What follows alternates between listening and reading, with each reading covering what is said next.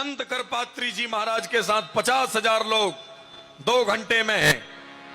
और 2 दिन की जब यात्रा उस दिल्ली की उन्होंने की, तब संत करपात्री जी के साथ में भारत के इतिहास में पहली बार किसी संत के साथ में 20 लाख की तादाद में सनातनी एकत्रित होकर के खड़े थे धर्म की रक्षा के लिए।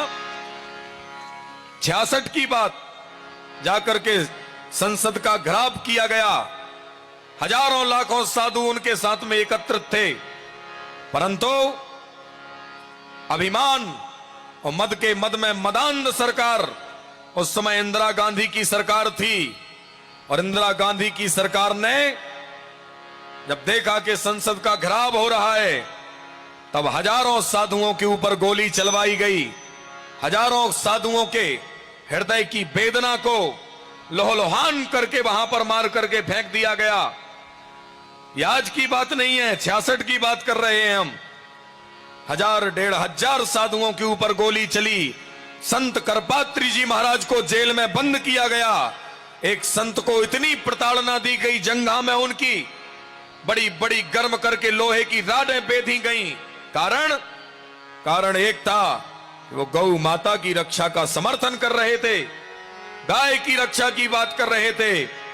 गाय के नाम पर जो व्यापार हो रहा था या हो रहा है, उसको बंद करने की बात कर रहे थे। जेल में डलवाया गया। जमानत होकर के जब लौट करके आए करपात्री जी, तब संत करपात्री जी महाराज ने कहा कि चाहे गाय को मां ना मानो, पर एक जीव मान करके गाय के ऊपर थोड़ी सी दया दिखाइए। गर्म पानी से मत खौलाइए हमारी मां को, हमारी मां की हत्या करना बंद कीजिए। परंतु मद के मद में उस समय मदान्ध सरकार ने एक बात करपात्री जी की भी नहीं सुनी। तब अंतिम क्षणों में संत करपात्री जी महाराज ने अपने हाथ में जल लेकर के और श्राप दे दिया कि मैं श्राप देता हूं, यदि एक बार भी मैंने प्रभु का श्रद्धा से नाम भजा है, तो मैं श्राप दे रहा हूं, इस गांधी परिवार का सर्वनाश गोपाष्टमी तिथि के दिन होगा। ये सर्वनाश का श्राप दे करके करपात्री जी चले गए इस धरा से। गोपाष्टमी तिथि के दिन सर्वनाश होगा, ये श्राप दिया गांधी परिवार को। इंदिरा गांधी मरी, तिथि थी गोपाष्टमी। राजीव गांधी मरा, तिथि थी गोपाष्टमी। संजय गांधी मरा, तिथि थी गोपाष्टमी।